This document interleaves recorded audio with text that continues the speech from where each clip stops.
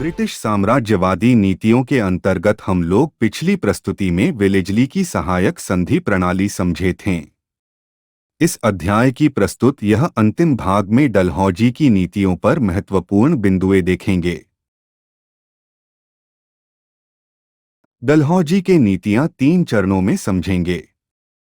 पहला, इसके पृष्ठभूमि को जानेंगे। दूसरे चरण में इसके विस्तारवादी नीति जिसके अंतर्गत युद्ध द्वारा जैसे पंजाब व बर्मा 1852 साम्राज्य का हिस्सा बना, कुशासन के आरोप में अवध 1856 और हड़प नीति जिसके अंतर्गत सतारा 1848 में, संभलपुर 1849, बघाट 1850, उदयपुर 1852 और झांसी 1853 में ब्रिटिश साम्राज्य का हिस्सा बन गया। तो इसके कुछ बैकग्राउंड पर एक नजर देते हैं। डलहौजी की नीतियों के संदर्भ में एक पृष्ठभूमि। डलहौजी के काल 1848 से 56 तक भारत में ब्रिटिश साम्राज्यवाद के विस्तार का काल था। वस्तुतः 1813 के पश्चात ब्रिटिश सरकार की नीति भारत में राज्यों को प्रत्यक्ष रूप से ब्रिटिश राज्य का अंग बनाने की रही, और इसका कारण यह था कि एक तरफ ब्रिटेन में हो रही औद्योगिक क्रांति से कच्चे माल की आवश्यकता बढ़ रही थी, तो दूसरी तरफ निर्मित वस्तुओं की बिक्री के लिए बड़े बाजार की आवश्यकता थी। इसलिए ब्रिटिश सरकार ने आर्थिक क्षेत्र में जहां मुक्त व्यापार की नीति अपनाई, वहीं राजनीतिक क्षेत्र में भारत में विलय विस्तार की नीति अपनाई। डलहौजी ने ब्रिटिश हितों की पूर्ति के लिए विस्तारवादी नीति पर बल दिया। इसके तहत युद्ध एवं शांति की नीति के माध्यम से विभिन्न भारतीय राज्यों को ब्रिटिश साम्राज्य का हिस्सा बनाया। इसी क्रम में उसने हड़प नीति लागू की। डलहौजी की हड़प नीति या गोद निषेध प्रथा। पैतृक वारिस न होने की स्थिति में सर्वोच्च सत्ता कंपनी द्वारा भारत में अपने अधीनस्थ क्षेत्रों को साम्राज्य में मिलाने की नीति हड़प नीति कहलाती है। डलहौजी ने घोषित किया कि हमारी नीति देसी रियासतों को मिलाने की है। वस्तुतः लंदन स्थित संचालक मंडल ने यह नीति बनाई थी कि नए करों अथवा प्रदेशों की प्राप्ति का कोई अवसर नहीं छोड़ना चाहिए। डलहौजी ने इस नीति का पालन करते हुए भारत के ब्रिटिश साम्राज्य के मानचित्र को ही बदल दिया। वस्तुतः इस समय इंग्लैंड में औद्योगिक क्रांति चल रही थी और मुक्त व्यापार की नीति लागू की। इंग्लैंड की औद्योगिक आवश्यकताओं की पूर्ति के लिए डलहौजी ने भारत में गोद निषेध प्रथा लागू कर विस्तार किया।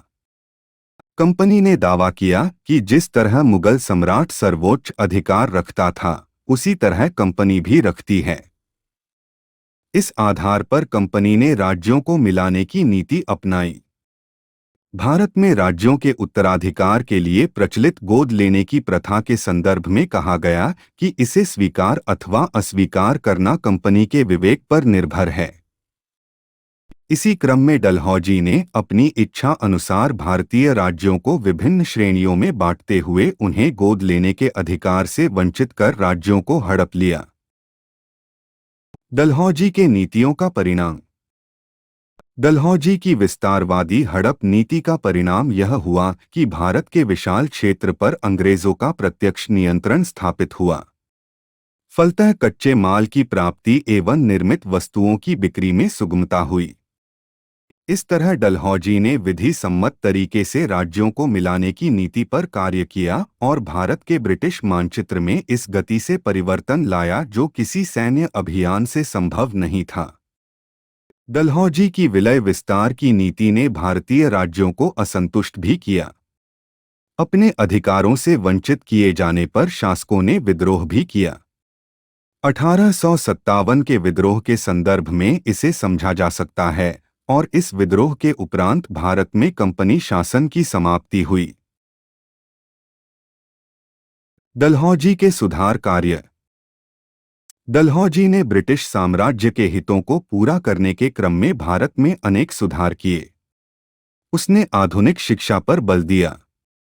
इसी क्रम में 1854 में वुड घोषणा पत्र आया, जिसे भारतीय शिक्षा का मैग्ना कार्टा कहा गया। इसमें लंदन विश्वविद्यालय के आधार पर विश्वविद्यालयों का निर्माण की बात की गई, साथ ही महिला शिक्षा देने की बात की गई। डलहौजी ने संचार एवं परिवहन के क्षेत्र में कार्य किया। वस्तुतः डलहौजी के काल में पहली बार 1852 में भारतीय तार विभाग की स्थापना की गई और 1853 में रेलवे का परिचालन शुरू हुआ। इसी तरह 1854 में पोस्ट ऑफिस एक्ट बना और पहली बार डाक टिकटों का प्रचलन हुआ। डलहौजी से पूर्व सार्वजनिक निर्माण कार्य सैनिक विभाग के अंतर्गत होता था। डलहौजी ने पहली बार एक अलग सार्वजनिक निर्माण विभाग की स्थापना की, जिसके तहत कोलकाता से पेशावर तक के जीटी रोड की मरम्मत हुई और विभिन्न सड़कों का निर्माण हुआ। डलहौजी ने भारत के सभी बंदरगाह विदेश व्यापार के लिए खोल दिए। उसने बॉम्बे, कराची, कोलकाता बंदरगाह पर प्रकाश स्तंभ का निर्माण कराया। फलतः व्यापारिक गतिविधियां बढ़ी। डलहौजी के काल में सिविल सेवा के लिए प्रतियोगिता परीक्षा इंग्लैंड में शुरू हुई। डलहौजी के इन सुधारों के आधार पर उसे आधुनिक भारत का निर्माता कहा जाता है। वस्तुतः उसने विभिन्न क्षेत्रीय राज्यों को ब्रिटिश राज्य का हिस्सा बनाकर भारत का राजनीतिक एकीकरण किया।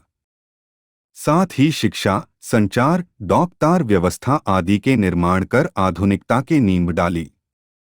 किंतु उसका यह कार्य ब्रिटिश औपनिवेशिक हितों से परिचालित था।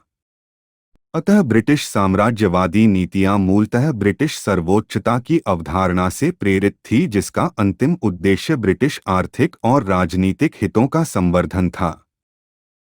अब हम लोग अगले अध्याय में औपनिवेशिक हितों की स्थापित भारतीय उपनिवेश से संतुष्टि हेतु क्रियान्वयन विभिन्न ब्रिटिश आर्थिक नीतियों को समझेंगे। तब तक के लिए आप सभी मानवश्रेष्ठों का धन्यवाद।